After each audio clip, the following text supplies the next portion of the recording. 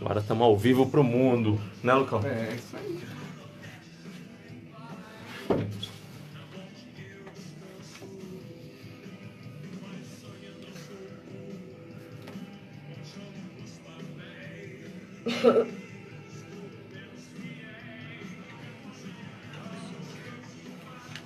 Quer que eu apresento o currículo dele?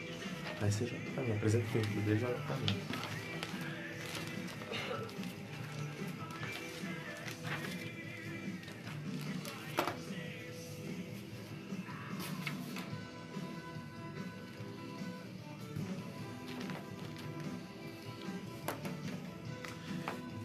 Sempre é política.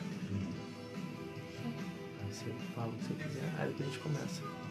Vou jogar lá no latim. Isso. Jogar no latim, política da palavra polis da cidade. Então, política é decidir as coisas que acontecem na cidade.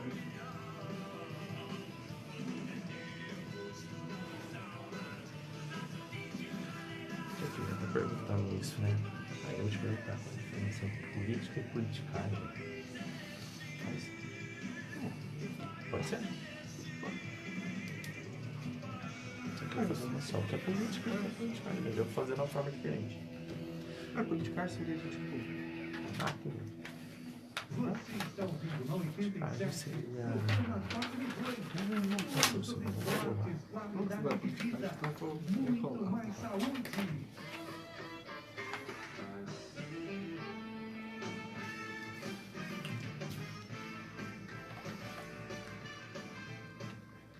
Aí são 15 horas e 8 minutos e você que está sintonizando 87 FM, microfone aberto, estúdio preparado e só esperando você chegar, telefone prontinho para você, 32068587, nosso WhatsApp aberto também para você mandar suas perguntas para cá, 998108787. Hoje eu, Júnior e o nosso ilustre convidado, Lucas Armando. Seja bem-vindo, Lucas. Seja bem-vindo a todos. Boa tarde a todos. Aí, pode falar alto, viu? Porque a galera quer te ouvir. Pode deixar. E aí, Júnior, beleza? Muito boa tarde, Eda, aos nossos ouvintes, ao pessoal que está na live aí do Face. Vamos curtir e compartilhar, né, Com Jadai? certeza, compartilha aí, pessoal, por favor. Bom, para a gente dar o nosso pontapé inicial aqui, né, vamos falar um pouquinho quem é o professor Lucas Armando. Então, o professor Lucas, ele é graduando em Pedagogia pela Unesp de Bauru e também foi integrante do PIBIT-TB, é isso aí, né? Também na Unesp. Que mais? Pela Universidade do Sagrado Coração, a USC Bauru, integrou o programa Residência Educacional vinculado à Fundap, foi participante do PIBIC-EM, no qual é vinculado ao CNPq. Atualmente é estudante do programa de pós-graduação em História, Cultura e Poder, no qual está presente, atuante e firme, que a gente sabe, né? Na Universidade do Sagrado Coração. Lucas Armando, seja bem-vindo. Júnior Diniz, passo a bola para você e estou aqui na retaguarda. Muito obrigado, Ieda. Lembrando, né, que hoje o assunto é política no esporte, né? De como foi usado o esporte para fazer política. Mas vamos começar com uma pergunta básica, né, Lucas? O que é política? Então, política, Júnior, muitas pessoas pensam e tudo mais, mas a política vem da palavra do latim. Política vem de polis. Polis significa cidade. Então, política basicamente seria as decisões que você toma numa cidade, o que você faz na cidade. E hoje a gente tem um movimento muito forte das pessoas, desde 1930, com Vargas, a gente tem um movimento das pessoas falarem o seguinte: eu não discuto política. O ato de você não querer discutir política também é um ato político. Você tem um ato político de não querer discutir aquilo. Então, política basicamente tem quase todas as coisas que a gente decide no nosso dia a dia. Sim. E assim, o esporte, de qual forma? Como ele foi utilizado para promover a política? Ou como ele pode ser utilizado para promover a política? O esporte ele vem sendo utilizado para promover a política, ou a política para promover o esporte também, tem esse movimento, né? Desde os primórdios, né? Quando a gente pensa num esporte, a gente pode pensar, por exemplo, nos gladiadores do Coliseu. É um meio teatro, meio esporte, mas é um dos primeiros esportes que a gente registra, né? Então, ali já era usado uma política, assim, quando queria tomar uma decisão em Roma, por exemplo, e era uma decisão muito conturbada. o imperador da época ele ia promover, o cônsul ele ia promover várias lutas no Coliseu para que acontecesse o seguinte, as pessoas vão prestar atenção no Coliseu e deixar de um pouco de lado a política. Isso a gente vê refletindo até hoje. Quando tem um grande evento esportivo, o nosso Congresso vai ali para Na verdade, é meio que assim, tirar aquilo do foco. Por exemplo, tem alguma coisa muito grave acontecendo. Ou uma manipulação de massa, né? Chega-se o carnaval, ou então aí para tudo. De repente tem uma coisa, vem um outro evento e meio que encobre aquela situação. Exato. Então a política sempre foi usada, e o esporte, um sempre beneficiando o outro. E a gente às vezes pensa, o esporte é usado pela política, mas é conjunto, né? É vice-versa. A política promove o esporte de várias vezes. A gente tem políticas públicas de incentivo. A maioria das cidades aqui, de ver jogos abertos, a política promovendo o esporte, né? A política dá incentivos ao esporte. A política nem sempre é feita de forma negativa, né? A gente também tem que ver o lado positivo. É que hoje a gente vive um contexto onde citou política é algo negativo. Pelo nosso contexto social atual, mas nem sempre é assim, né? Política, se você é um síndico de um prédio, você está fazendo política. Sim. Se você é um dirigente de um clube, você está fazendo política. Sim. E o que seria a política do pão e circo? É bom lembrar, assim como eu falei de Roma, ela surge em Roma, a política do pão e circo. O que seria isso? Na sociedade romana não tinha alimento para todos. Então, quando eles queriam fazer algo, fazia a política do pão e circo. O que seria isso? O pão seria o alimento que seria distribuído dentro do Coliseu para a população, junto com o circo, que seria a manipulação de massa, que seria o esporte, os gladiadores. Então, você unia, você dava pão juntamente com o espetáculo, e com isso a população toda esquecia do que estava acontecendo e focava ali no Coliseu. Os eventos no Coliseu, eles duravam em torno de 3 semanas, 4 semanas, não eram eventos, a gente pensa às vezes num evento esportivo hoje, é tudo muito rápido, né?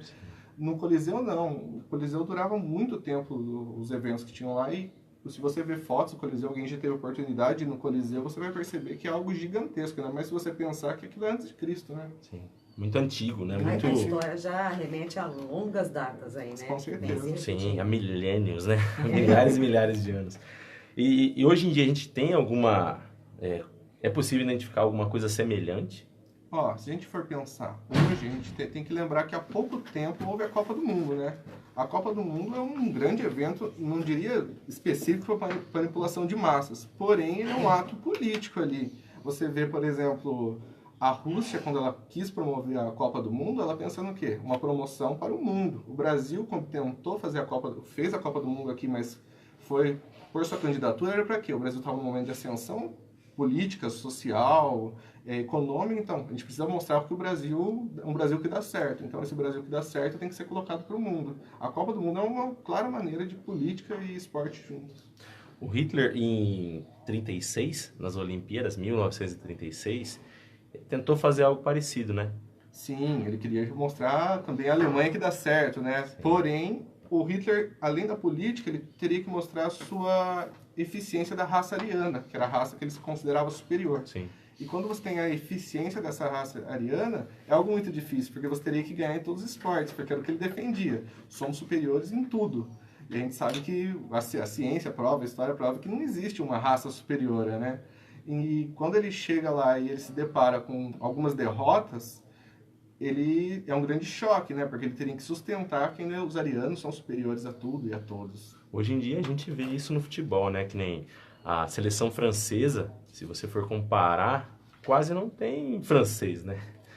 São nascidos no território francês, mas de origem africana. São negros, né? Sim, não todos, mas a maioria. O próprio Zidane, ele era argelino. Ele não era negro, mas não era 100% francês, né? É assim, é uma grande discussão na Europa, às vezes pra gente é muito banal, né? É um imigrante e tudo mais. Porém, quando a gente pensa no esporte, em 98, por exemplo, quando eles ganham a Copa na sua casa, também com essa característica de ter muitos imigrantes, não tantos como tem na seleção de 18, mas com muitos, serviu para a integração.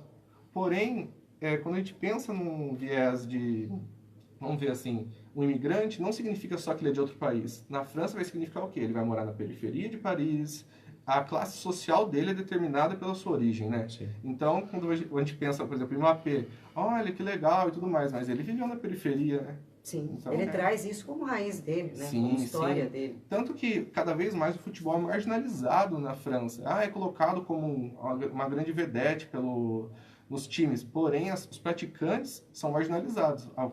Marginalizado não pejorativo, né? Quem está à margem do centro é marginalizado, né? E foi o que aconteceu no Brasil, né? É a miscigenação, né? de povos, né? O Brasil é o que é no futebol por isso, né? E cada vez mais a gente vê que as seleções que são campeãs tem a Alemanha mesmo, quase não tinha alemão, né? Exato. E teve alguém que desafiou o Hitler nessa Olimpíada? A imagem tão icônica que a gente tem dessa Olimpíada é o Owens, quando ele coloca, ele é um corredor americano. Jesse, né? Jesse Owens. Quando ele vai ao pódio, ele faz o movimento dos Panteras Negras. Ele coloca o punho cerrado ao alto e com uma luva negra. Esse movimento é muito famoso. Hoje a gente pensa em Pantera Negra, o pessoal remete mais ao super-herói, né? O super-herói do filme aí. Ao super-herói do filme da Marvel e tudo mais. Mas é um movimento social que se distinguia muito. E quando a gente pensa em movimento social, a gente pensa muito no Martin Luther King. Porém, o Martin Luther King, ele era pacífico, né? Na sua maneira de pensar. Ele defendia a união dos povos e tudo mais. Essa era a bandeira, né? Dele. Porém, os Panteras Negras, eles iam mais pro embate. Eles usavam armas e tudo mais. Então, ganhar dentro do solo alemão e fazer o símbolo dos Panteras Negras, ali não era união. Ele queria mostrar o choque um enfrentamento, de ideologias, né? E com aquele punho cerrado para o alto. Tanto que esse punho cerrado para o alto será reproduzido aqui no Brasil pelo Sócrates e tudo mais. E a gente teve essa repetição nas Olimpíadas de 68, né? Também. Que é uma imagem até bonita, né? Tem 2 atletas norte-americanos negros. Sim. E um australiano em terceiro lugar, né? E os dois com o braço erguido. Punho cerrado. O punho cerrado nos esportes, ele é sempre um símbolo de resistência, né? O Sócrates, quando ele fazia isso, ele ficou eternizado, tanto que são fabricadas camisetas do Corinthians até hoje com a gravura do Sócrates com o punho cerrado. Ele é muito o símbolo da resistência, da democracia corintiana. A gente vai voltar nesse tema do Sócrates, a gente vai falar. Um ícone aí, né? Sim, ele era politizado, ele foi um ponto fora da curva no mundo do futebol, né? Nossa, eu gostei dessa expressão. Agora eu vou até anotar, porque é uma pérola, né? O ponto fora da curva. Ele era o ponto fora da curva, porque mas normalmente... em álgebra linear eu nunca estudei isso. Ele era o ponto fora da curva, porque ele era um cara politizado, muito inteligente, tanto que ele chega no Corinthians em 79, porque ele estudava medicina em Ribeirão. Então ele já era o Sócrates, com 25 anos, e ele só foi pro Corinthians em 79 porque ele terminou a faculdade. Acaba destoando do contexto. Não, ele quis estudar primeiro, que é um padrão usado nos Estados Unidos, né? O pessoal padrão estuda... Sim. Os Estados Unidos ele não tem muitas ligas B. As ligas norte-americanas são universidades, né? E o Sócrates, quando ele vem, ele demora um pouco para vir para os grandes centros, porque ele falou, eu só saio daqui de Ribeirão assim que eu terminar a faculdade. Ele foi pretendido pelo São Paulo, porém ele acabou indo pro Corinthians. Acho que fazia mais a cara dele, o Corinthians mesmo. O Corinthians era... A gente vai chegar nisso aí daqui a pouco, sem nenhuma pretensão, né? Nenhum tipo de preconceito. E voltando a esportes, a guerras, né? A Guerra Fria teve alguma influência? Sim, a Guerra Fria, ela não foi no campo das armas na qual ela existiu. Ela não existiu no campo das armas, sim, lógico, mostrar armas um ao outro. Então, o principal campo de batalha dela era nos esportes. A União Soviética queria mostrar para os Estados Unidos que era melhor. Então, o embate deles sempre era algo que gerava muita rivalidade. Há pouco tempo, nas Olimpíadas de Inverno de Sochi, teve um embate no hóquei, no gelo, entre Estados Unidos e Rússia, antiga União Soviética. Foi tão esperado esse embate e os russos fizeram questão de ir com os antigos uniformes da União Soviética, que eles tinham guardados, assim como a gente tem uniformes da seleção brasileira, eles têm uniformes da seleção de hóquei guardado, para mostrar a tamanha rivalidade que existia disso, e cantaram hinos da União Soviética para cutucar ali os Estados Unidos um pouquinho, e saiu a vitória desse embate foi da Rússia. Eles acabaram sendo campeões depois do Olímpicos, do hóquei do gelo e tudo mais. Tivemos também o boicote, né? Tanto os Estados Unidos não foi para Moscou, E a antiga União Soviética não veio a Los Angeles, né? Não foi a Los Angeles. Sim, você não ia no grande centro do inimigo, você não queria chegar Não. no covil do inimigo, né? Eles não foram, né? Tem que ir indo pelas laterais, né? Porque É. senão o enfrentamento ainda fica maior ainda. E ali eles acabariam com o mundo, porque ali era briga de cachorro grande, né? É, briga de cachorro grande. Bom, falando em cachorro grande, você que está aí curtindo a nossa programação, aqui também só tem cachorro grande, né? Você está curtindo aí nossa programação, está interessado, quer mandar sua pergunta? O WhatsApp está aberto para você, 998108787 e os telefones aqui também, 32068587. Entra na live, participa, manda sua pergunta, tá? Daqui a pouquinho a gente vai para um breve apoio cultural e na volta tem muito mais programa Toque Me Voe, hoje com o professor Lucas Armando falando sobre política e esporte. Tá bom? Não, sai daí que a gente volta já. Agora a gente pode falar. Assim, vai ter a live, vai ter mais... Parece que eu vou ficar na live.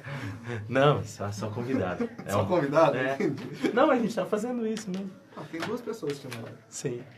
Tem que compartilhar. Depois pede. deixa ela... Não, aí a gente vai aí. compartilhar. Depois eu vou mostrar pra você, na hora que acabar o programa, eu vou mostrar pra você a repercussão dos outros programas. Legal? Teve um programa que tem 3.800, um tem quase 4.000 e o outro tá com 2 e uns quebradinhos. O seu, vamos ver Curtiu como- até agora? Tá excelente, eu tô adorando. Ah, traz toda semana aí, a gente faz um programa esportivo, daí rivaliza, coloca aqui um corintiano, São Paulino, começa a tretar. A gente vai voltar agora com o gol de mão do Maradona, tá? Ah, fechou.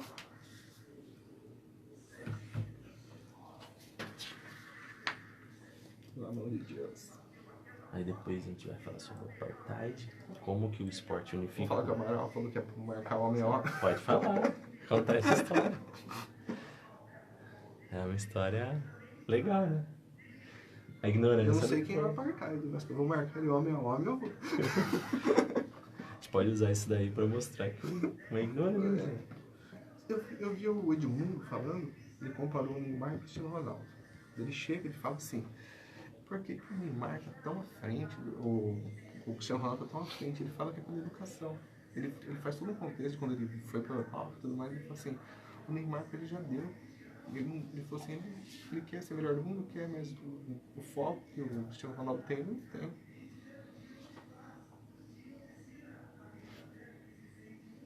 As propagandas.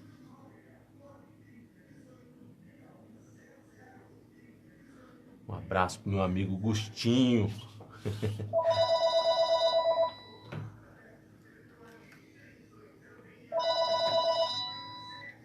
O 87 áudio Eda? pra ali, é daqui ou não? Não. Aqui vai pra rádio só. Ah, mas o que eu tô falando aqui não tá vazando o áudio. Não. Ah, tá. Vai lá pra você ver. Ah, tô ouvindo aqui. Vamos lá. Depois eu vou buscar água para vocês que não trouxe. Né, não esqueci. Eu vou buscar agora.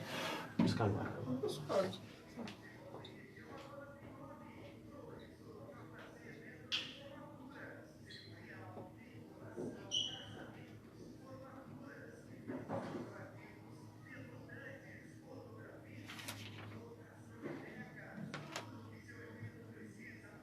A minha eu já trago aqui, porque... Gente, é a voz experiência, fala assim.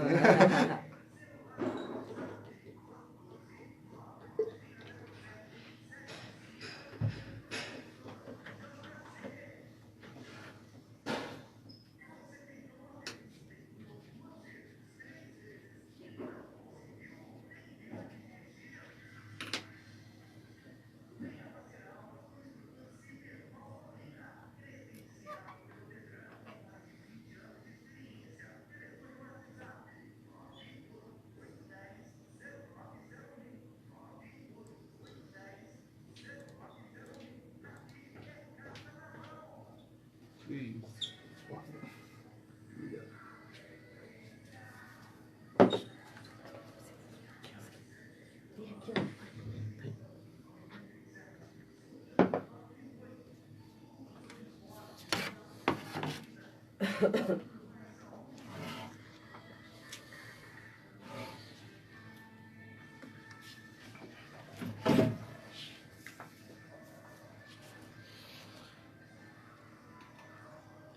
aí, agora são 15 horas e 26 minutos. Você está curtindo o programa Toque Me Voe aqui na 87 FM. E hoje, nosso convidado especial é o professor Lucas Armando. E o tema aqui que nós estamos debatendo e que você deve vir para cá para participar com a gente através da live, entra aí, é política e esporte. E aí, Júnior? É isso aí, a gente já debateu alguns assuntos aqui, né, sobre o Império Romano, um pouco sobre Segunda Guerra Mundial, Agora vamos falar sobre Maradona? cara, olha essa mão aí do Maradona. La mão de Deus, né? O Maradona, a gente sabe que teve a Guerra das Malvinas, né? Um pouco antes da Copa de 86, e no jogo contra a Inglaterra, o Maradona fez um golaço, né, que ele saiu do meio de campo. Teve La mão de Deus. Isso aí a gente pode ver como um ato político dele? Sim. Quando a gente pensa naquela final, a gente tem que pensar o seguinte. A Argentina foi massacrada pela Inglaterra alguns anos antes e tudo mais. Então o que acontece? A mão de Deus do Maradona serviu como foi para dar um troco, né? Tudo aquilo que a Inglaterra não fez só com a Argentina, se você for pensar em exploração, ela explorou toda a América do Sul e parte da África, parte da Ásia. Porém, os argentinos têm esse espírito aguerrido e tentaram dar o troco daquela maneira. Meio que um revide, assim, né? Exato. Não foi luvinha de pelica, não, né? Na forma que eles conseguiram, né? Cada um com seus métodos. Mas o Maradona, eu acho que se você for olhar a escola argentina, ele é o que melhor representa a escola argentina de futebol, né? Ele é aguerrido, tem aquele coisa meio tangueiro, né? Que quando ele sai de uma derrota, fala, sofrido, né? Vocês vão perder? Ele fala, a gente pode perder, mas a gente vai vender essa derrota com o preço de nossas almas, né? Então ele tem esse espírito muito aguerrido e o gol de mão selou a carreira dele. Ele não tem vergonha do gol de mão, não. Ele tem orgulho. Orgulho é uma coisa para ser ostentada, né? Mas tem que ser, né? Porque o Maradona é uma pessoa que tem muita coisa para ele se vergonhar, né? O gol de mão foi uma coisa bonita.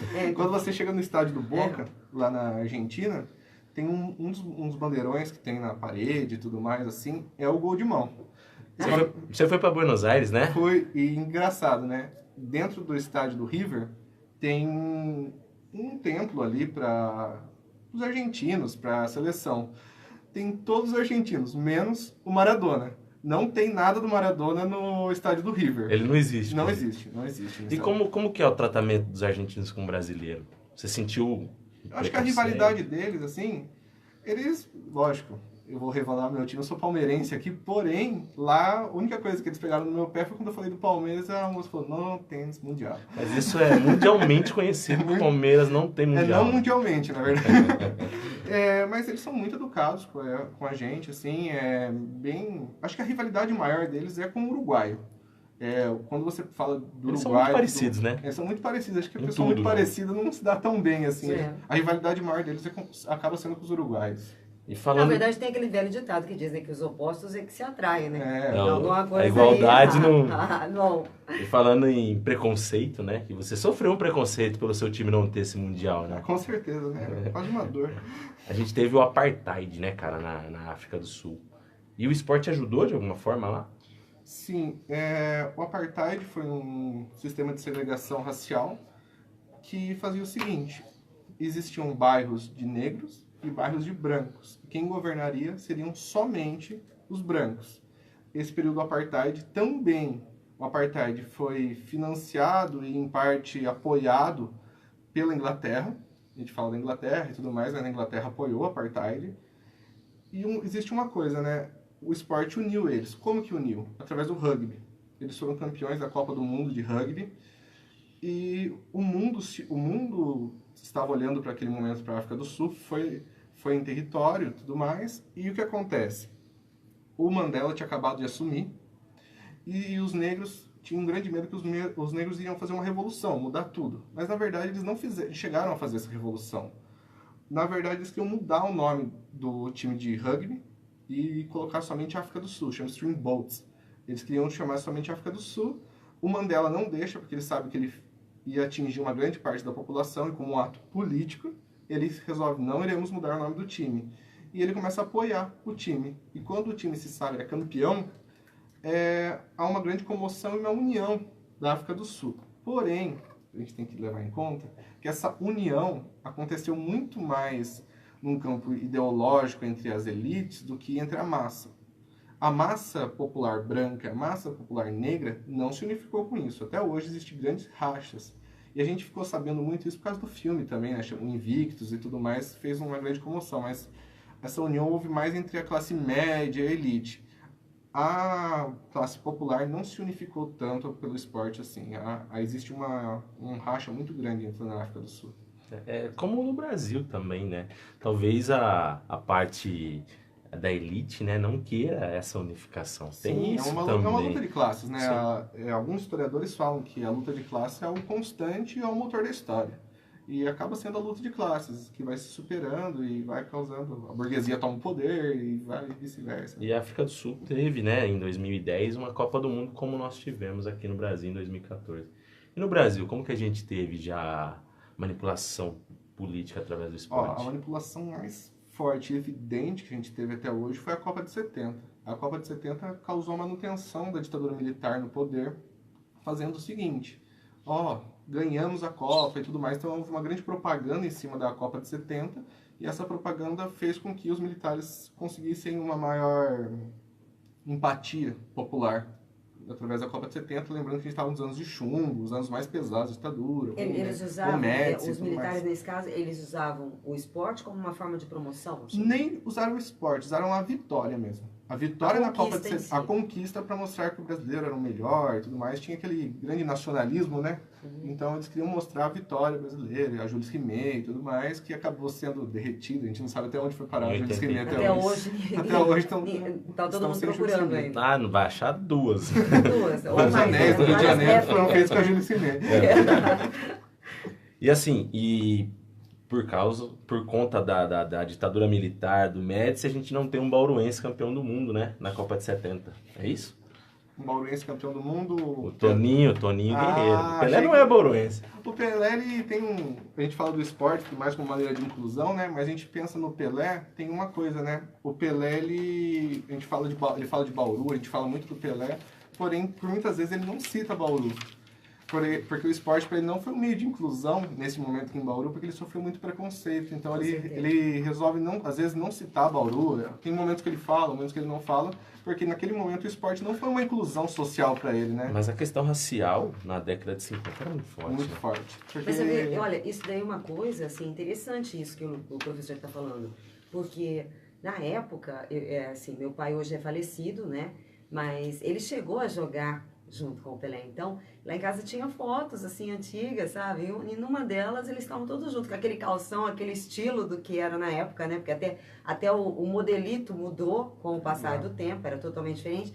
Mas, assim, e meu pai é super loiro, clarinho, do olho claro. Assim então, como todas as pessoas aqui do Sudeste. Então, né? assim, e ele comentava isso. Eu lembro criança do meu pai falando que já existia esse preconceito, ainda um pouco velado, mas talvez por isso até porque em 1950, se você for pensar, 50, 40, ainda as pessoas bem mais velhas tinham vivido o período da escravidão, né? Porque foi 1888, o fim da escravidão, então ainda tinha muitos resquícios escravocratas dentro da nossa sociedade, né?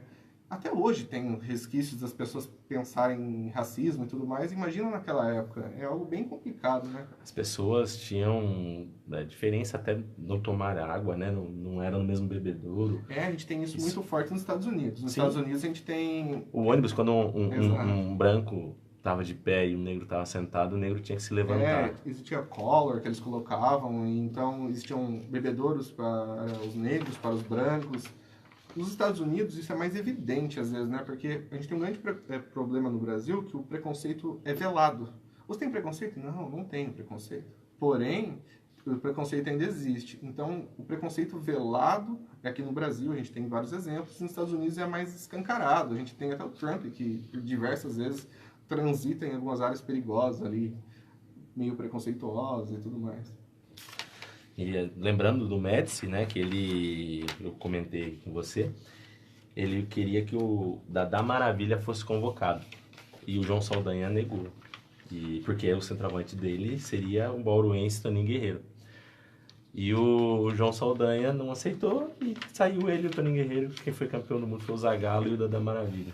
Pra ver a força política, pensa na né? A ditadura ela pega em todos os meios, né? Do esporte à vida cotidiana. Então, a ditadura também vai influenciar na escalação, no que você vai vestir, na maneira sua de pensar. Não é só, ao contrário do que as pessoas acham, não é só o cerceamento, a censura é só o cerceamento da fala, do que você pode. É o ir e vir, é o estar, é o fazer, é o que vestir, né? Exato. Tudo. Se a gente fosse pensar no meio ditatorial, vocês como jornalistas e tudo mais, esse programa seria impossível de acontecer. Sim, jamais. Seria empastelado, como a gente usava o certeza. termo na época, seria empastelado facilmente esse programa. Até porque, né, todos os meios de comunicação, esse programa inclusive, ele está sendo gravado, existe, né, a censura que acompanha, mas ela acredita nas pautas do jornalista, nos profissionais com a maior que liberdade, conduzem, né? com a liberdade de você poder falar abertamente hoje sobre qualquer tema, né? A gente está falando sobre dois temas distintos, mas que se entrelaçam aí ao longo de toda a história, né?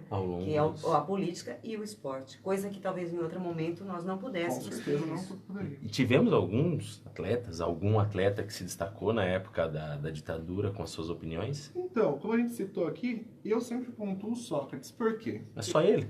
Não, por exemplo, a gente tem o Casão, que se coloca muito bem contra isso também. A gente pode citar também, ó, não aqui no Brasil, mas fora, Mohamed Ali, que é um cara que se colocou contra o regime norte-americano. A gente tem alguns exemplos.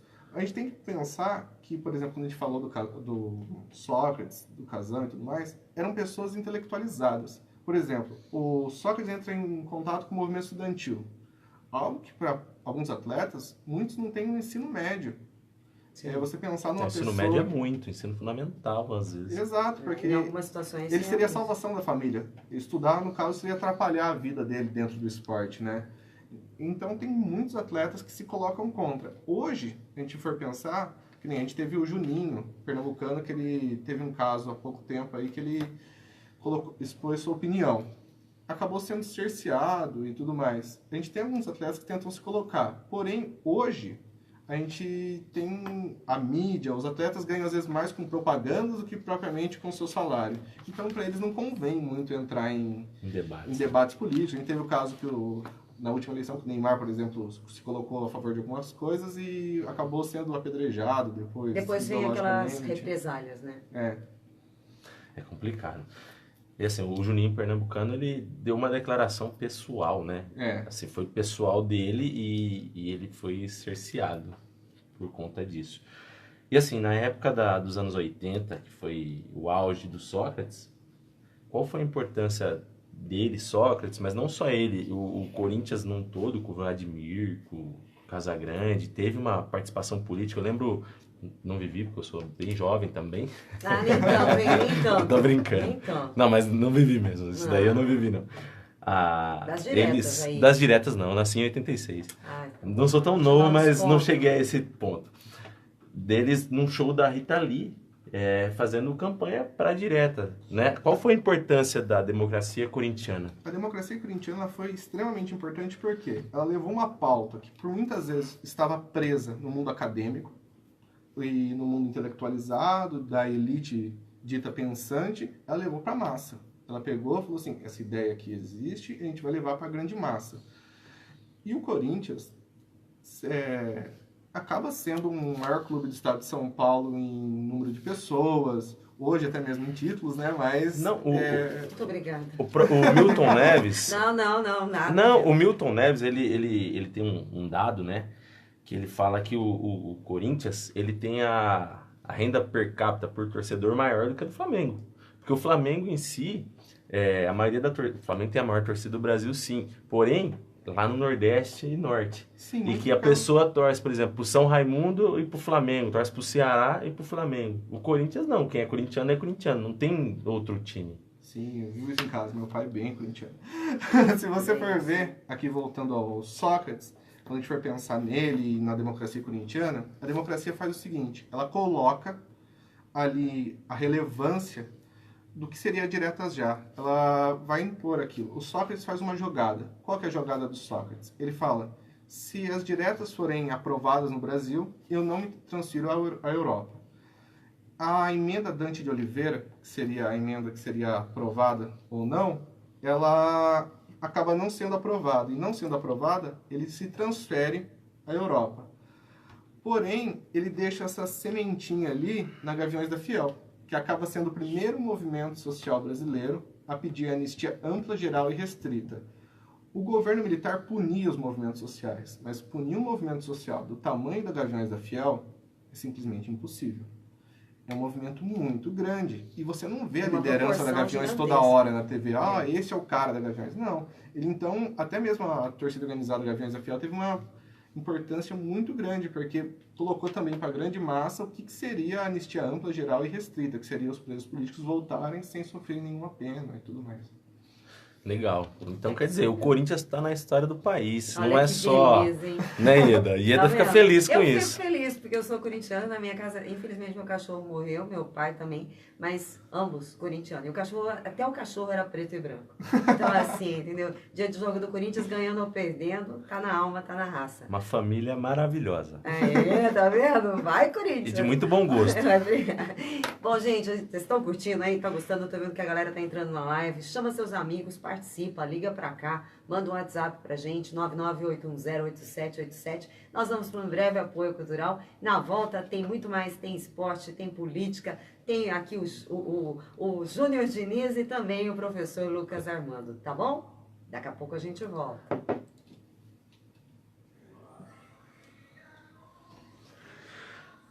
E agora falar um pouco do que aconteceu ontem, né? Do basquete, se quiser até falar também um pouco. Tá? Eu vou falar o resultado, falar do Hamilton que ganhou, do Zé Aldo que voltou a vencer, do Palmeiras com o Filipão. Nossa, aqueles dois golpes do Zé Aldo, crueldade. Você viu a luta? Eu não vi a luta, eu só vi que ele ganhou. Nossa, foi 2 golpes na linha de cintura que ele deu no cara. O cara fez uma cara na hora, ele sentiu. Não tem como, né, cara? Cortou um pouco aqui, mas aí precisa dar uma aumentada. Mas vai ter que cortar mesmo, né? Eu volto nos cornetos ou eu... Não, agora a gente vai... O tempo que vai dar pra conversar um pouquinho mais. A gente vai falar sobre o bola de basquete, que ganhou Tem fora as de casa. notícias, né? Quiser Tá emendar aqui. do LeBron, a gente finaliza com você. Tá, aí a gente fala mais alguma coisinha. Eu vou falar sobre a importância de alguns atletas norte-americanos para a política, de que forma que eles ajudaram. Você pode falar do Muhammad, aí volta no LeBron. Tem a da Coreia, mas é bom isso, cara. É bom sobrar a pergunta. O do LeBron, a gente pode falar daquela campanha Eu Não Consigo Respirar, que um negro foi esforcado pela polícia norte-americana e ele depois fez aquele negócio, uma camiseta escrito Eu Não Consigo Respirar, entrou em quadro e tudo mais. Bem legal. E daí agora a gente já vai encaminhando pro finalmente. É rápido, é uma hora muito rápido. Você gostou? Você achou? Gostei do formato, achei da hora. Não quis participar, tá vendo?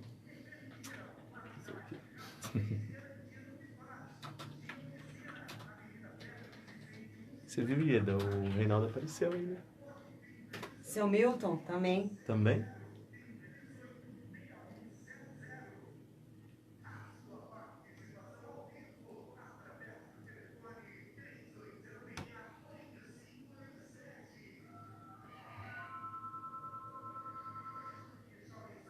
A Nayara que tá na live é a Nayara da Intelecto.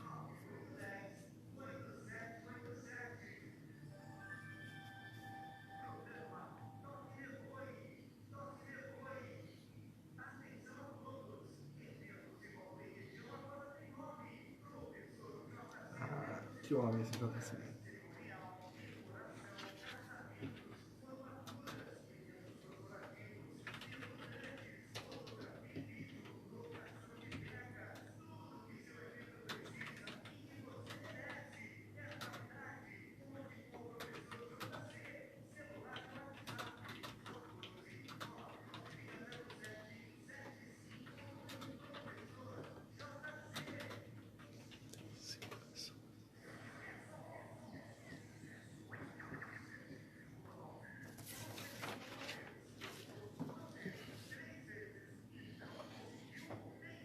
Se no baú tá que tinha ajustado. Tá, o time tá certinho. Aquilo que a gente falou da projetinho, eles fizeram. Ele contratar quem precisava.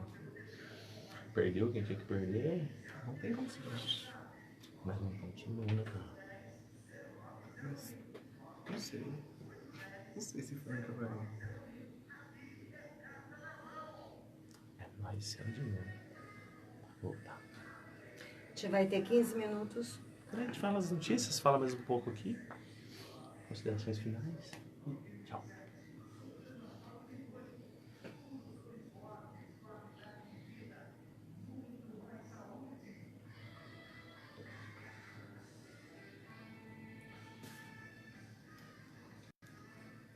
Aí são 15 horas e 46 minutos, voltando aqui, programa Toque Me Voe, e agradecendo especialmente aqui a galera que está entrando no WhatsApp, muito obrigado, um abraço para você, queridíssimo Reinaldo Crescione, do programa Violada Sertaneja, a partir de sábado, agora em novo horário, na parte da manhã, e também um abraço ao querido senhor Milton, da Capas Miravini, Capas Miravini, sempre sintonizado aqui no 87 FM. Olha lá, Júnior, o que temos de novidades? Então, vamos para as notícias do final de semana. Nosso querido Bauru Basquete deu uma surra, né, no América de Rio Preto, 78-47. E fora de agora, dia casa. 1º, tem jogo, hein? Tem Jogaço aqui contra em a Bauru. Mogi, né? Sim. Aí vai ser jogo grande. Aí, Jogo grande. Aí não vai Cachorro ser... grande. Cachorro grande. O Lewis Hamilton ganhou de novo, Ida. Aí, tá vendo? Ele tá fera.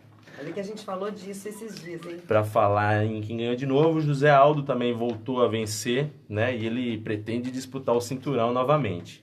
Vamos ver se ele consegue, né? Se não vai decair novamente. Verdade. O Filipão acertou com o Palmeiras. O que você acha, Lucas, do Filipão no Palmeiras, o seu Palmeiras? O meu Palmeiras, eu acho que o Filipão é o rei das Copas, então acho que ele vai se dar bem nessa. É, tomou 7-1 só na última. Ele é muito rei. Mas hoje o Palmeiras ganhou de 3-0. O Palmeiras ganhou bem do Paraná. Perfeito Filipão já. Pode ser, deve ser isso.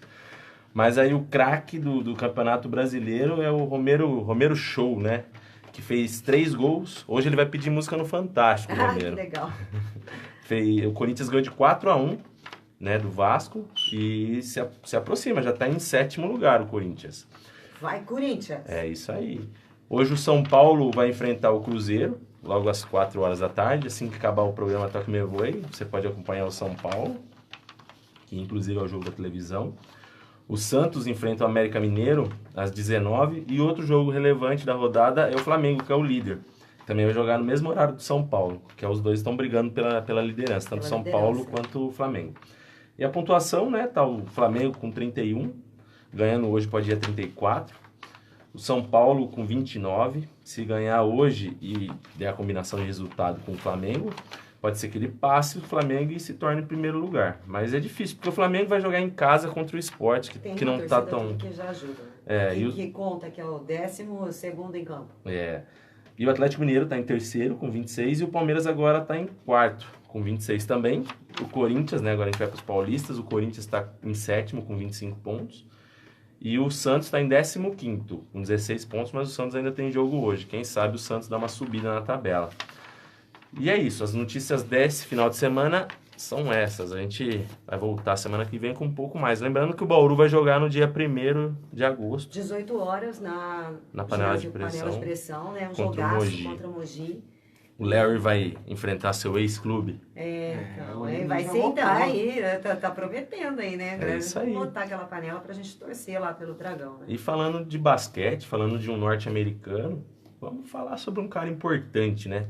Quase tão importante quanto o Larry Taylor. Quase. Está um pouco abaixo ainda. Muito pouco. LeBron James. Qual a importância do LeBron James? O LeBron, além dele ser um cara de opinião, um cara de opinião forte, ser o ícone do esporte americano hoje, o ícone da NBA, o ícone do basquete, ele por muitas vezes se coloca num viés político. Quando ele se coloca no viés político, ele já fez críticas duras ao Trump. Há uns 2, 3 anos atrás, a repressão contra os negros norte-americanos estava muito grande, a polícia norte-americana chegou a matar um negro enforcado e a frase que ele repetia o tempo todo era: "Eu não consigo respirar". Os integrantes da NBA e o LeBron James entraram com uma camiseta escrito "Eu não consigo respirar" também, e alguns deles ficaram famosos por não levantarem ao hino norte-americano, que é um momento para eles muito importante. Eles não levantaram, isso gerou uma grande repercussão e tudo mais. E o LeBron, ele sempre se coloca pela causa dos negros norte-americanos, ele é um cara intelectualizado também nessa área. Ele é difícil ele entrar nessa área, mas quando ele entra com opiniões muito severas, se você for Ele pensar. fez críticas, né, ao governo do Donald Trump. Críticas justas, se você for pensar, né? Porque a política econômica do Trump, ela pode ser boa e tá fazendo até o dólar subir e tudo mais. Porém, a política social dele é terrível, né? Mas é mais você tomar a frente numa envergadura, assim, querendo ou não, ele tem o presidente, né, ele tem aí, a gente sabe que o Trump tem essa ditadura meio que velada, ele que manda, só ele é o soberano aí, então Outro ditado, esse ditado é do meu pai. Se entrar de frente, assim, de peito aberto, é esperar que venha uma bomba. Cavalo de raça não abaixa. A crista? Não, a crista não pode ser do cavalo, né? A crina? Eu não sei, ele não abaixa, não morre deitado. Ele morre de pé. É, cavalo de raça. Então o Trump é um cavalo de raça, literalmente, né? O Trump, ele... Cavalo de Troia. A gente tem os embates com a comunidade negra norte-americana e os governantes norte-americanos, tem desde, se você for pensar, do George W. Bush, tem uns embates da comunidade negra. Se você for pensar além, tem o Trump e tudo mais. A gente teve uma pausa nisso com o Obama, né? Que prezava um pouco mais pela política social, porque os americanos prezam muito pela política de armas e políticas econômicas, e a política social às vezes é deixada de lado. E o Trump é um típico norte-americano, né? Ele pensa no econômico, pensa nas armas e tudo mais, e a política social é deixada de lado. O Rafael, filho do JC, tá pedindo um abraço seu, cara. Manda um abraço pra ele lá, ele tá felizão, né? São Paulo tá bem na tabela, ele tá feliz pra caramba. Mas vai perder hoje, não vai não? Não sei, o JC tá patrocinando a gente aqui, eu acho que vai ganhar, viu, Jota?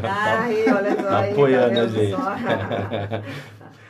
Nos dias atuais, temos alguma forma de manipulação esportiva? Hoje, nos dias atuais, existem diversas formas. Quando a gente pensa em manipulação esportiva, a gente pode pensar, por exemplo, o estádio do Corinthians, que teve o caso de corrupção e tudo mais. A Copa do Mundo, como eu citei antes, seria uma forma de manipulação no meio político. E a política feita dentro do esporte brasileiro, ela ainda é muito empobrecida, né? Quando eu falo de política, eu falo dos dirigentes. A gente tem que parar de ser amador, né?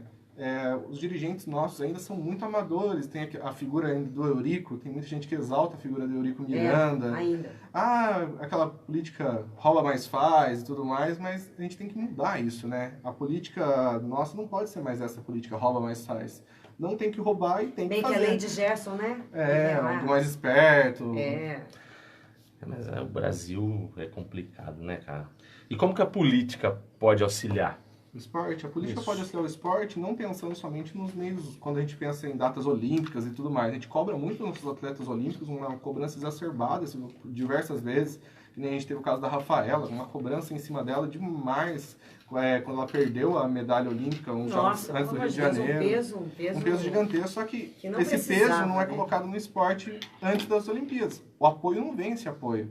Cobram, porém não existe esse apoio, essa retaguarda.